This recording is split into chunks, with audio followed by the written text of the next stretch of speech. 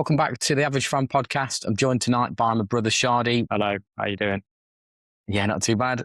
Right, we're going to have a quick one tonight because it's quite late, so both got work in the morning.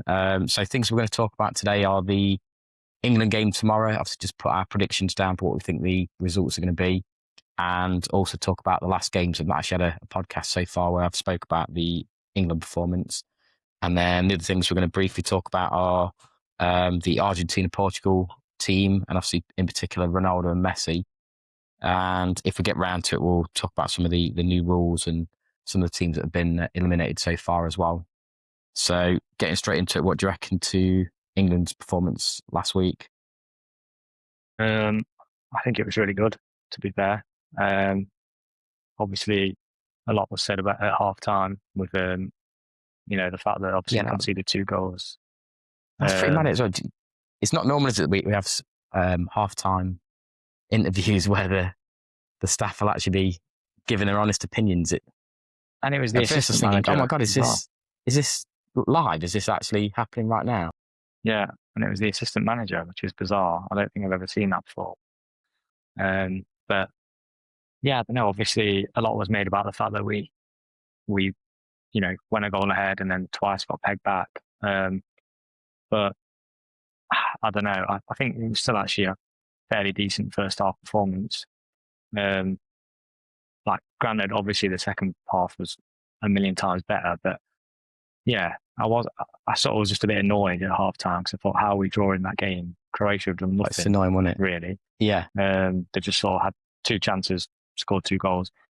Even the first goal was an unbelievable strike. And then we made a mistake in midfield. And then the second goal has come out of absolutely nothing. And actually, I thought it was a brilliant goal. Like, you can criticise the defending, but again, I just thought, fair play. That was actually really well worked. Yeah. So, yeah, I don't know. Even though we went in drawing, frustrating because they scored so late in the first half, but I was a bit like, I still felt like we were on top and the better team. And then obviously, second half was just, unbelievable. Potentially the best I've ever seen England play in a tournament, or at least from recent memory. Maybe England-Senegal was a good game. Was that the last World Cup? But yeah, so I thought it was brilliant, to be fair. Pretty mad the difference the substitutes made as well, wasn't it? Yeah, and even the fact he made those subs. So again, a lot's been said since the game happened, but like Southgate is never making those subs. That, if he was 3-2 up against a team like Croatia, who's obviously a fairly well-respected team, he'd have probably protected the lead. There's no way he was bringing on 3 attacking players like that and saying, let's go get a 4th. Well, it's mad because he said when they'd asked what he'd actually mentioned to the players at half time, he just said, well, let's just take some risks. Let's just try. Yeah. Yeah, I think he said, if we lose playing our way, which is unbelievable. Again, it's like, if you're a player and you've spent weeks and weeks or even months and months in the build up to the tournament being told to play a certain way, do a certain thing, you don't want to concede a silly goal just before half time and then it's like everything changes. Oh, you need to be careful, sit back, or whatever. I mean, how much confidence must that instill in you if your manager then says, don't worry about it. Yeah, just keep doing what we've been doing. Yeah, keep doing what we're doing. If you lose, it's on me. And at least we went out playing our way. We didn't change tact and try and sort of, I don't know. Yeah, because we've conceded a silly goal, we're sort of suddenly we can't do that anymore. It's a bit too reactive. Quite refreshing. Yeah. I just thought when I heard that, I was like, fucking hell, fair play. And obviously, that early goal from Bellingham. I mean, in the second half, you obviously wouldn't expect them to score so quickly.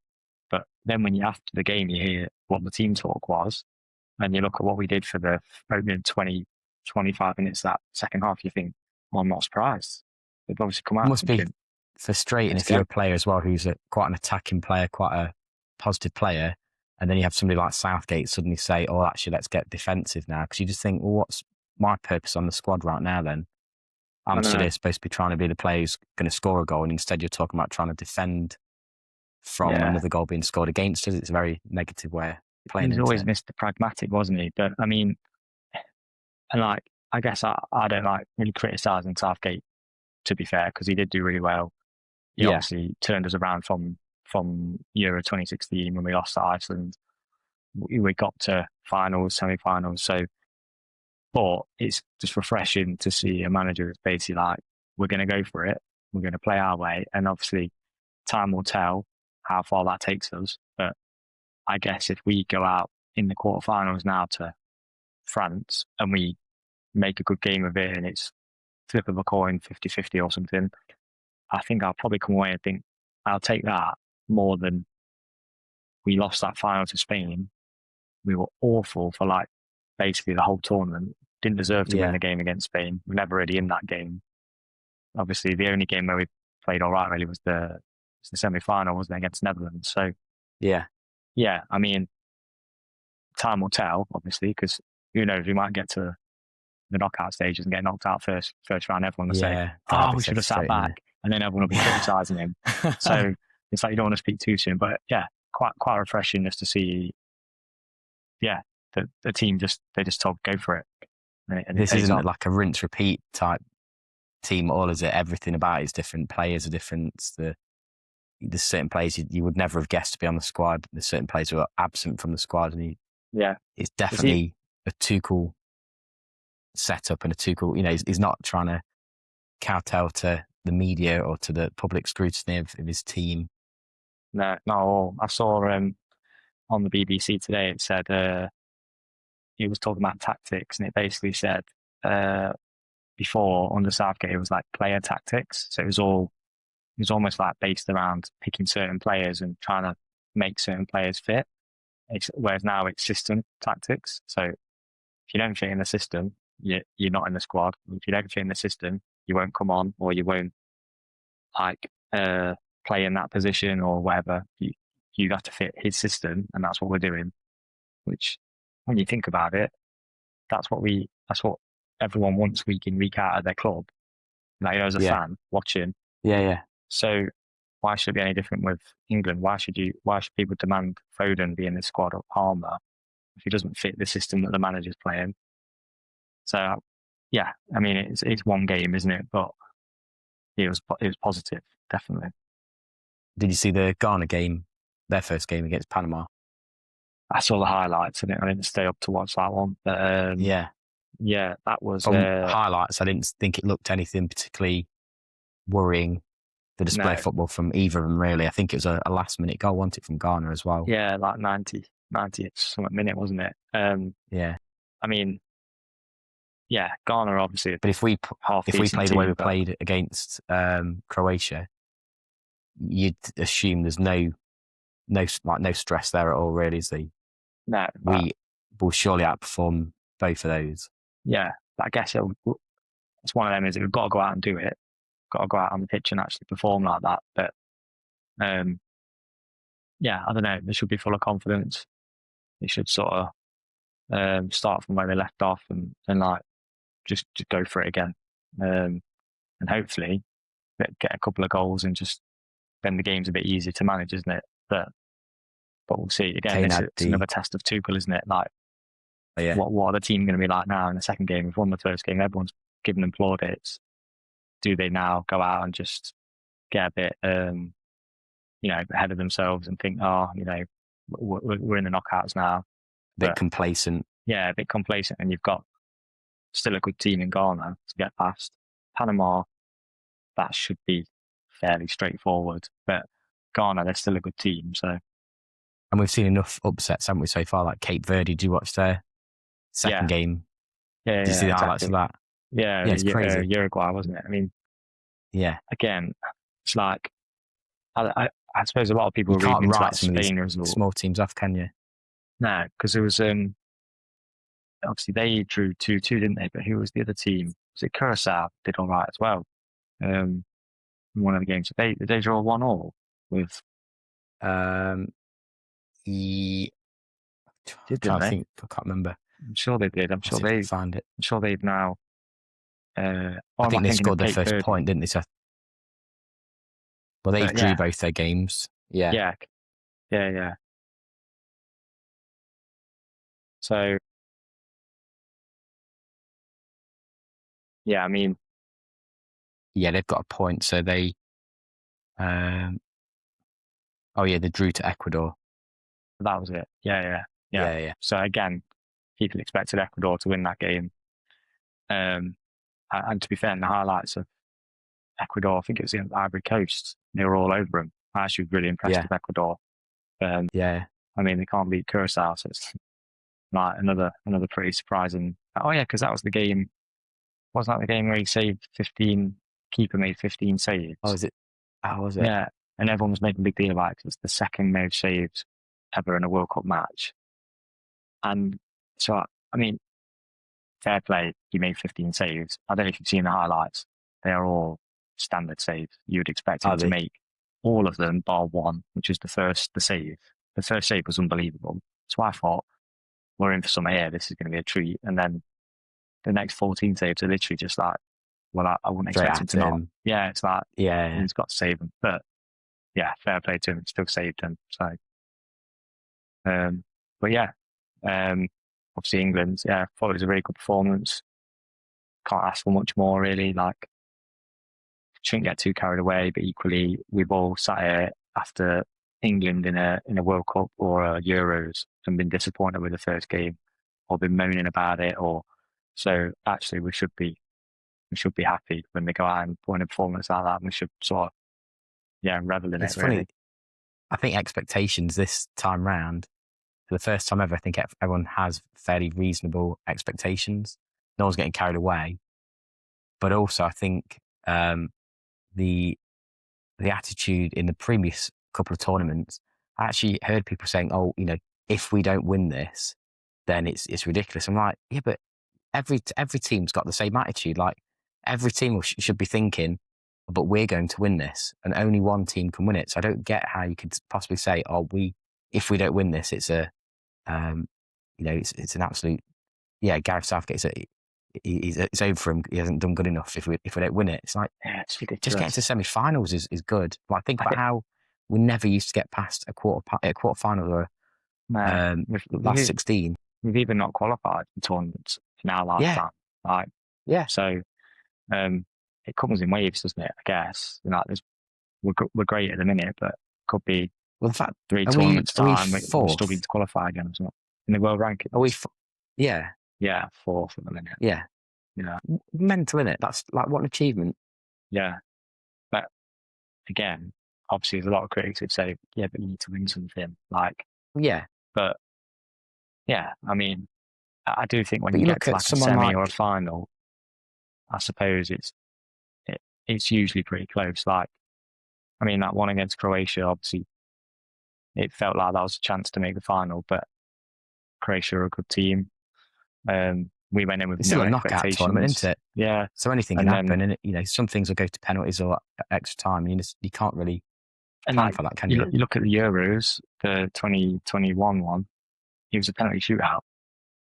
So that's literally the flip of the coin, isn't it? So, do you know, if you compare it to like the Premier League, though, if you look at teams like Arsenal or Liverpool, who have just been sort of hovering and teetering in the sort of top 4 in the mix, and it's just persistence, isn't it? And over time, they'll just get better and better and narrow in on what it is that makes them a winning team in the end. I think it was Germany. It'll happen. I think it was Germany. I can't remember when it was, but I think they struggled in like a World Cup in like 2004 or something, or the Euros in 2004, or the World Cup in Germany in 2006. And they set out some crazy plan where basically they were like, we need to overhaul everything. Yeah. And then it got to the point where I think they made like the semis in 2010, the semis again in 2012. And then it was like they got to the final in 2014 and obviously won it. But it was progression. Like, you could clearly see they're on a path and they were getting better and better each tournament, bringing through youth players. They all were going through each tournament. And we basically tried to copy their model. So that's why we did the Centre of Excellence or whatever at St. George's Park. We're basically copying their model. But it's clearly working, though, isn't it? We've got an abundance. Back in the day, it's like you only had a handful of top quality players that you could really pick from. And now we have so many players that we're actually leaving behind potentially world-class players. We're not picking them for the team. Like you don't fit in this model now. Yeah. Like we have an abundance of players. Now. Yeah, it's crazy. And there was, I think in that whole thing as well, there was a big point about making a focus on youth teams. So like Germany, I think they won the Euros, the under-21 Euros, the year before. I think it was the year before they won the World Cup. Or no, it was. So when they scored that goal that went over the line, or we scored the goal that went over the line, but then it didn't get given. Yeah. The 2010 World Cup. So that team had Khedira, Özil, Muller, Neuer, whoever else, and they'd all won the.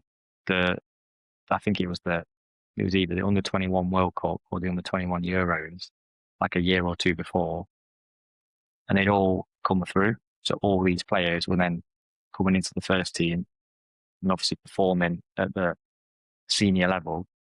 And we found out about it because we got absolutely battered by them that day, didn't we? Yeah. And then 4 years later, they won the World Cup. So they had a big focus on your youth teams have got to be good. Your youth teams got to be winning. These players need to understand what it is to win and all this. And I don't think we've ever really had that focus on it too much, like not in the same way. Didn't Foden and all them win the under 18s, was it? Or under 21s? Under 17s World Cup. Under 17s. Yeah, that was. So they've already had.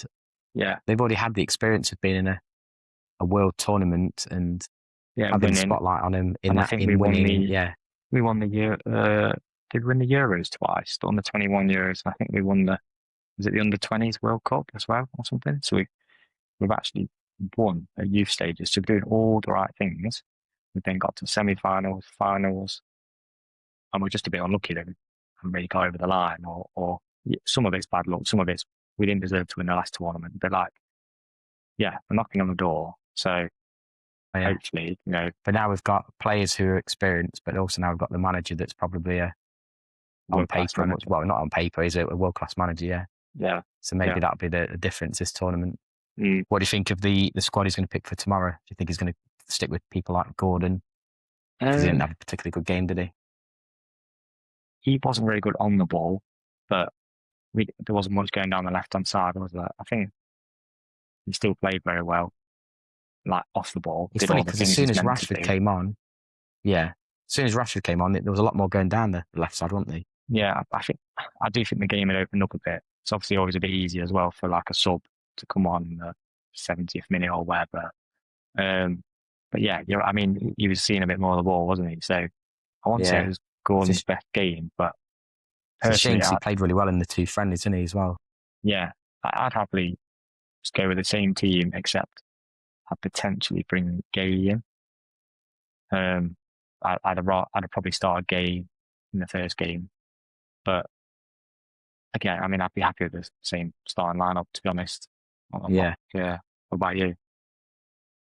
Yeah, literally, other than Gordon's the only player I think that I noticeably thought he's not having a good game. And the second he was replaced, I just thought that position seemed a much. He just opened up the game and much more. Loads more was going down the left side. Rashford seemed to be a lot more. I don't know if it was confidence or what. I'm not sure. But every time he got the ball, you thought, oh, something might happen here. Whereas every time Gordon had it, he just seemed to fumble it, and you think, oh, what a waste of opportunity. And then when we went in at half time 2-2, I just thought, oh, it's a shame because actually Gordon could have had a lot more here, or should have had a lot more here. Yeah. So it almost felt like a wasted opportunity, really. Madueke, obviously, there was a lot going down the right, but then equally, you could say, Madueke, how many chances? I forgot about that, yeah. The amount of times he should have put the ball in the box, and it was like... I was screaming at the TV saying, why aren't you passing? Yeah. So, and then obviously he won the penalty. At one point there was... Yeah, well, at one point there was Kane, who else? Was Bellingham and someone else was all stood in the box, and all they had to do was pass it, and one of those three guaranteed would have had that ball in the back of the net, and he just stopped and paused, and in the end, I think he got tackled, and I thought, what a wasted opportunity. And then I think 4 or 5 minutes later, did the exact same thing. Yeah, and then there's other times where he was doing the opposite. So he was playing it first time, and you're like, why are you playing it down? Like, do what you did earlier. So it's weird because Gordon wasn't really in the game. I think he got criticised, but it's like Madueke was in the game, but then actually frustrating as hell at times. So I bet I get, to be honest, he's obviously only playing until Saka's fully fit. They're like nursing Saka at the minute. So I'm not too worried about that. And he did a good enough job. He was dangerous and stuff. He was getting in the right places. And then Gordon, maybe start Gordon again, and then it's good bringing Rashford on, isn't it? That last 20 minutes. Imagine seeing Saka, Rashford and Rodgers come on. Yeah. It's good to see that actually off the bench, unlike, for quite a few months with United, you'd look at, or even with Forest, you'd look and think, well, who's coming on the bench and who's going to rescue this game? No one. Whereas at least with England, a bit like a Man City squad or a Liverpool squad, you've got pretty much another, A squad who's sat on the bench waiting to come on, haven't you? Crazy strength and depth, yeah. What do you think to the Kane penalty? The first one. I just don't think you should do the stutter on a penalty. Did you see Messi's one? Yeah, exactly. I think they should ban it. Well, the thing is, there was a period of time where it worked, didn't it? So probably, I don't know, 5 years ago, 10 years ago, it was always working. But goalkeepers, or football just evolves. Goalkeepers don't fall for it anymore. So players do the stutter and they're waiting for the goalkeeper to move. Goalkeepers don't move anymore. So then you're seeing them dragging it wide, because that's what happened with Messi. He's realised last minute, shit, the keeper's actually going that way. So he's tried to put it right in the corner. He's obviously dragged it wide.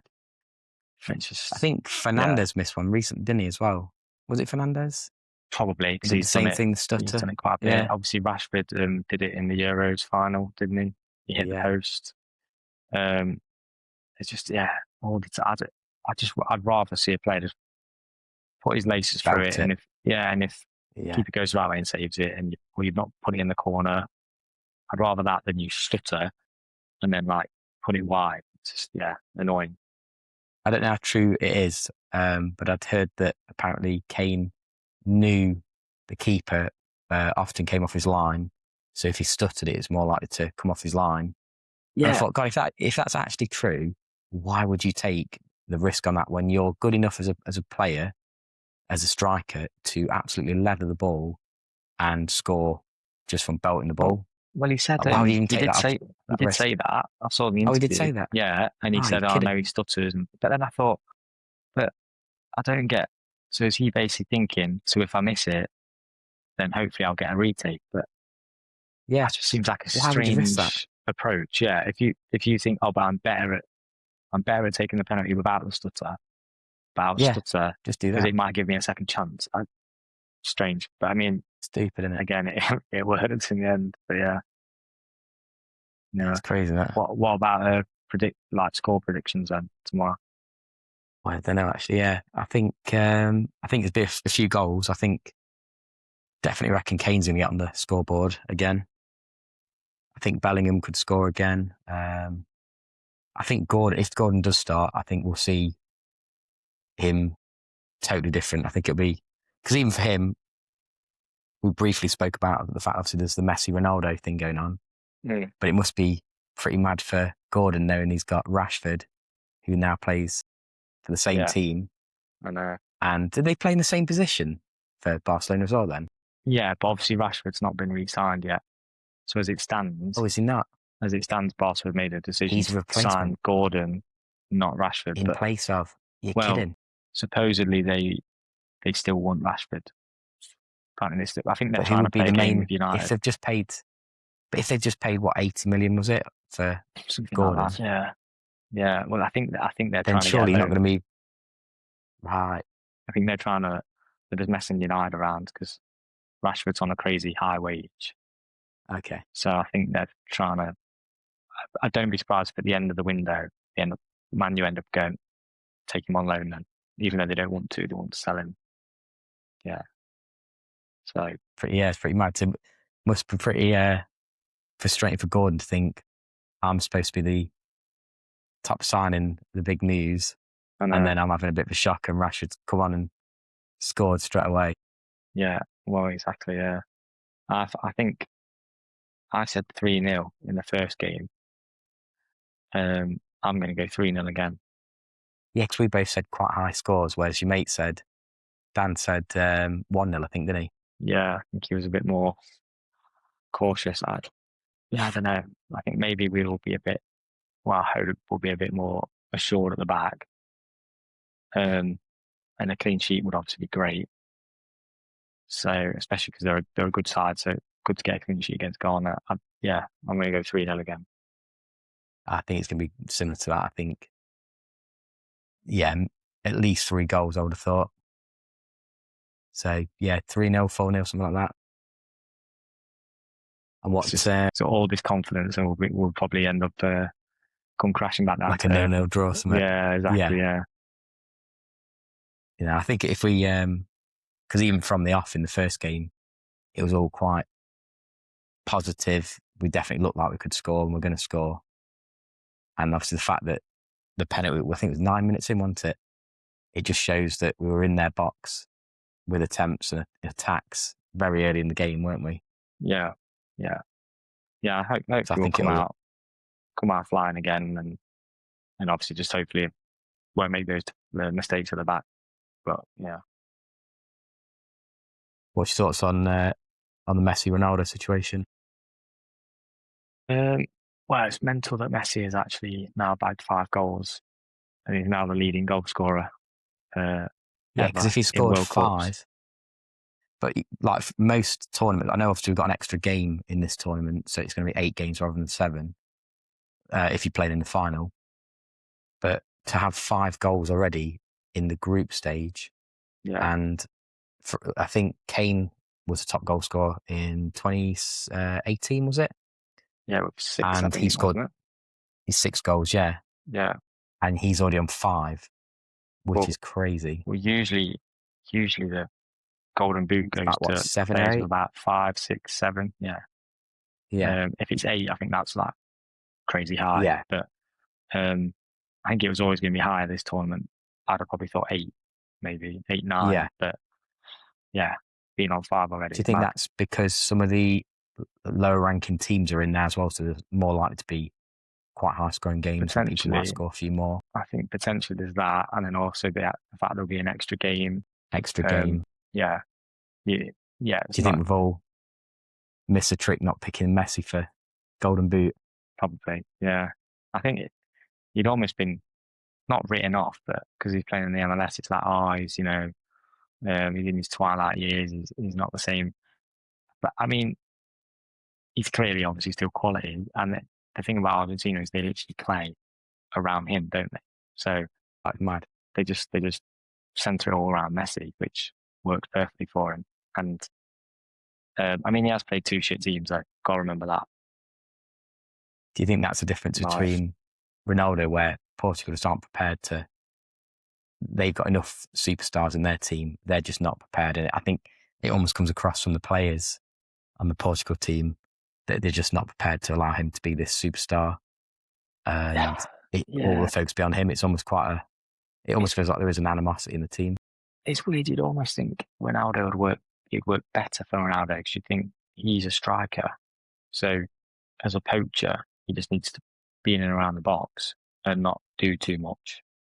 And for Messi, you think it'd be harder, surely, because he's got to try and create stuff. He's usually in and around, he's usually everywhere. But weirdly, the way Argentina set up is just, the way Argentina set up, it's just getting Messi on the ball, or getting him on the ball in the right places. Ronaldo seems to be just like he's not on the pitch. I mean, he's only had 1 game, so yeah, because there's been so many goals scored by like Mbappe, Kane, Messi, whoever, like all the big names, Haaland. I think people are then suddenly like, Ronaldo's not scored, but he has only played 1 game, so I mean, he wasn't great. If he goes a second game, no, it was awful. Yeah, I think it seemed obvious that he shouldn't have started, or he should have been subbed off. Yeah. But they've had this problem, haven't they, for probably the last 2 tournaments. Like, should he be there? Should he not be there? So, yeah. I think it was obvious. Was it the tournament when they won the Euros, where he got injured for the last game, was it? And he was on the sideline, and he was telling the players what to do. And you just thought, God, it's so, The manager's actually stood there. And he's like emasculated completely because screaming at the players, wasn't he? I think it'd be interesting to see what Messi's like against their teams, because at the minute they're making it so easy for him. But actually, when they get to like the knockouts, what's he going to be like if he's against Spain or England or France, or like, surely these top teams aren't going to be giving him the space he's got. Like, I don't know if you saw his first goal, the one today that broke the record.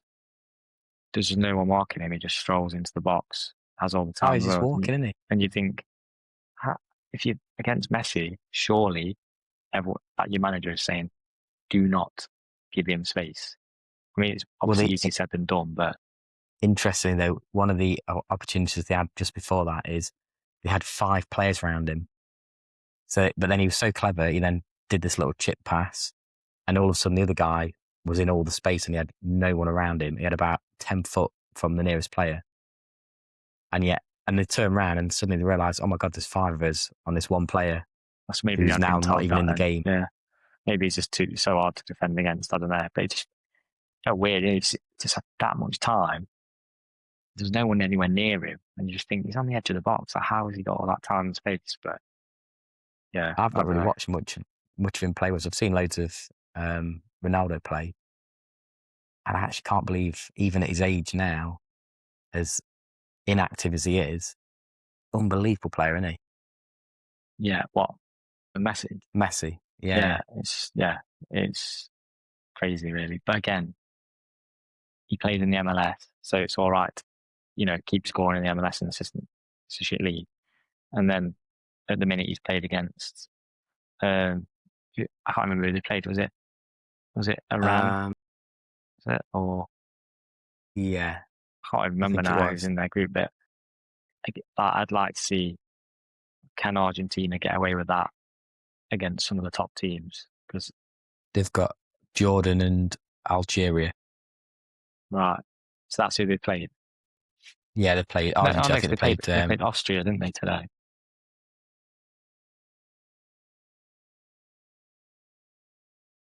The previous game was against Algeria, I think, wasn't it? Right. Yeah. Yeah. I mean, Austria aren't a bad team, to be fair.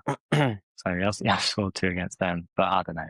We'll see. See what he's like later in the knockouts. What's been your favourite game so far that you've watched? England-Croatia game was good. Not just being biased. I think even as a neutral, you'd have probably enjoyed that. Trying to think, the 2-2 Cape Verde game was good. Oh yeah. There was the Holland-Sweden game. That was really good. 5-1, wasn't it, in the end? I think. The Sweden game, yeah, because that was like from the 70th minute onwards, wasn't it? Yeah. Well, what? Holland, Sweden. Holland went like 3 or 4 now. Oh no, so I'm thinking of Sweden's game, first game, I think it was. Okay, yeah. And they won. I think they won 4-1. Yeah. Quite funny that the Tunisia manager got sacked because they lost. Was it 5-1? And then they lost 4-0. So they just lost by the same number of goals, same goal difference. Yeah, that was pretty funny. But yeah, I don't know. I'm trying to think. There's probably another couple of games I'm forgetting about. I'd have to look through it, I think. But yeah, England-Croatia was definitely, well, I'd like to think, not being biased, it was definitely one of the better games. I'd put down, where was it? USA, they've not played too bad, have they? Yeah, they've got quite Sweden, good, actually. Netherlands and Japan. Japan's not played too bad, have they? Yeah. Oh, Japan's game against, who did they play the other night? That was like a really good game. Was that against Tunisia, actually? I think they beat Tunisia 4-0, didn't they? But yeah. Yeah, it's been some good games. It sort of feels like it's really like getting into the tournament now. It's nice that it's not just the big teams that seem to be performing there, even some of these smaller teams like Cape Verde and Caracas. Yeah. Definitely going to be some upsets, aren't they, by the end of the group stage? Yeah, no, I agree. It's a shame though that, obviously notable exit was Turkey, wasn't it? Who, we were talking about this yesterday, weren't we? That I think it's quite unfair the way it's ended for them because of a new rule. When it comes to a tie break in the group stage, if they're tied with another team and they've played them and lost against them, they automatically are lower in the group stage than the other team. So because Turkey's lost to both Paraguay and to Australia, they immediately will always be below them, even if they're on the same points. Same and points. Even if they're beating them on goal difference as well. Yeah. Which I think is crazy. Stupid, yeah. Because they can now go into the next game. Well, it's a totally pointless game now, but they can go into the next game and end up on a higher goal difference and outperform them in every other metric. But because they've lost to both Paraguay and Australia, it's irrelevant. They're eliminated already. Yeah, exactly. Yeah, it's ridiculous. But I thought about this afterwards. It also means that USA have already qualified. I think they're on 6 points. But it also means that because of the 8 teams that are going to go through from the 12 groups who are third place, if it allows them to conspire and actually have a draw, because then they'll both be on 4 points and then they're both guaranteed to go through. Who says Australia and Paraguay? Yeah. So if they both draw, they'll both be on 4 points. So it creates a anti-competitive position. It allows them to conspire, doesn't it? And also, I thought you were actually going to say it means the United States-Turkey game is rather pointless. It's totally pointless. Yeah, they might as well not bother. Turkey USA's already. Yeah, it doesn't affect the outcome of the game. Doesn't affect the outcome of the group at all. Obviously, Turkey playing for pride. USA, I'm sure, want to win another game in front of their home fans and all that. But yeah, the fact that actually there's nothing really on that game in terms of nothing. USA will win the group regardless, and Turkey go out regardless. So I hadn't even thought about that. That's shocking. I mean, we said it was a shit rule change, so it'd be interesting to see what people think when those games come round, because that'll be getting talked about when those games come round. Well, even the fact that I'm pretty certain the reason USA's qualified already as well is because they beat both of the teams who, because they've already beat both the teams. So even first place, they've automatically been given first place, now. This is ridiculous because they've already now got the favourable play through the next stages, knockout stage, when they shouldn't have. It could still go to goal difference, and Paraguay or Australia could still have a better goal difference. Yeah, exactly. So really, there's nothing to play for in that group now whatsoever. The third game is pointless for everyone. USA have won the group, Turkey are out. That's it. Yeah. And the other two, like you say, can actually just draw, and they both are guaranteed to go through them. Pretty much, yeah. Because of 4 points, there's definitely going to be 3 other teams that will be on 3 points. So they're almost guaranteed, like a very, very high percentage. I think they reckon 3 points and -1 goal difference should see you through, apparently. Right. So I heard on TalkSport today anyway. So they're both, could bear it. They both need to just draw then, don't they? That's it's so stupid. Someone's clearly not thought this through, have they? No. And like I say, I don't know when that USA, the final group games in that group are, but that'll be getting talked about. As soon as those games come round, this conversation will be getting had. So hopefully there's a bit of a thing made about it in the media, because then hopefully they won't do it again. It's funny, I don't think there is, because even on, I was listening to TalkSport, and they were talking to one of the people from the Turkish media, and they were talking about everything, and what they never mentioned was the fact that Turkey's gone out because of this stupid rule. They talked about how Turkey had a poor performance. They haven't really utilised any of the opportunities they had. They had something like 58 opportunities on goal and not scored anything. I kept thinking, I'm waiting for them to say, but really they still could have rectified it with the third game in any other tournament. So what about the opportunity? And they never mentioned it. I suppose though, if we were England fans and we just lost our first 2 games and we were crying that we've only gone out because of this rule change, it would almost look a bit pathetic, wouldn't it? If you'd go, you just lost 2 games of Not football. really, because it's you don't really deserve, like, I don't know. yeah, but you I can't don't say think that until the third game's been played. Well, no, but I don't think I'd be focusing too much on that. I'd probably be seething that I've just lost my country's just lost 2 games as well. To be fair, but yeah, I think it surely will get brought up more because that is a joke. Yeah. Yeah, hopefully they'll change. I'm pretty certain they said, maybe it's the Euros actually I'm thinking of, that in the next Euros, I think they're changing it so there's no longer going to be 3 teams in the group stage. There's going to be, 4 teams in the group stage. It's going to be 3 instead. Oh, really? Oh, actually, I think Yeah, you're I'm right, sure that. because they have increased it to 32 teams now. So it's like what the World Cup used to be. Yeah, Right, okay. Oh, so maybe that won't be the case then. So I don't know how that would work though. But I'm sure I think you're right. Something has changed. Because the reason it used to be 3 teams in the group, but actually I think it was Austria and another team who was next door to them. They actually did conspire, and it was proven that they realised that if whichever one of the teams won, then they both proceeded through. I've read about this. So they changed the rule because of that. Wasn't it called the? It was like the something of wherever it was played. Yeah, I think is it the 50s or 60s or something like that? They realised, oh my god, we've opened it up wide here for cheating. Yeah, find the name if you can have a look. It was the name's quite funny. It's like the abomination of Moscow or something, or because it's considered the worst game of football in history. Apparently, after that they changed the rule. Yeah, they changed it. Yeah.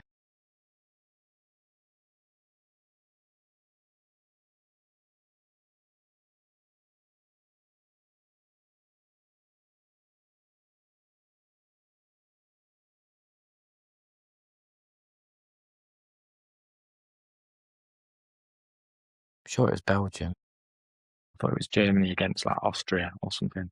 Oh, sorry, yeah, it would be that. Yeah, Austria.